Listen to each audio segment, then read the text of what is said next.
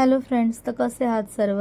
ऋषिकाला 2 दिवसापासून बरं नव्हतं वाटत, सारखी तिची चिडचिड होत होती आणि म्हणून म्हटलं आता तिला ना डॉक्टरांकडे न्यावंच लागेल, त्याशिवाय काही इलाज नाही.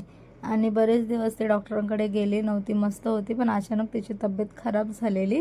मग म्हटलं चला डॉक्टरांकडे. मग तिचे पप्पा आम्ही लोक डॉक्टरांकडे गेलो आणि तिला मी उचलून घेतली, पण तिला माझ्याकडे काही थांबावंसं वाटलं नाही. तिने तिच्या पप्पांना आवाज दिला, ती लगेच त्यांच्याकडे गेली. चिकू पण होता आमच्यासोबत. त्यानंतर मग इकडे बघितलं, खूप सारे नंबर होते आमच्या आधीच आणि सॅटर्डे असल्यामुळे खूपच जास्त गर्दी होती. त्यानंतर मग इथे तिचं टेम्परेचर चेक करायचं होतं. मग ती एकदम शांत अशी बसलेली आणि त्यानंतर तिला आतमध्ये क्लिनिकमध्ये नेलं डॉक्टरांकडे. चेकअप करत होते डॉक्टर. ती इतकं रडली ना, जसं की तिला इंजेक्शन मारणार आहे की काय. ती अजिबात थांबत नव्हती. मग बाहेर आल्यानंतर तिला कसं तरी नादवलं. त्यानंतर मग तिचे पप्पाच गेले मेडिकलमध्ये, काय मेडिसिन वगैरे होतं ते घेऊन आले.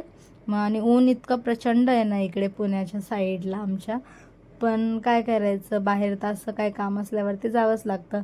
आणि त्यातल्या त्यात पेट्रोल पंपवरती थांबायचं पेट्रोलसाठी, अजून इरिटेड होतं. मग तिला मी तिची कॅप घातलेली, पण ती सारखी काढत होती. त्यानंतर मी तिच्या डोक्यावरती ओढणी टाकली माझी, का म्हटलं काढू नकोस आता, आणि ती जराशी शांत झाली. Thank you for watching, bye.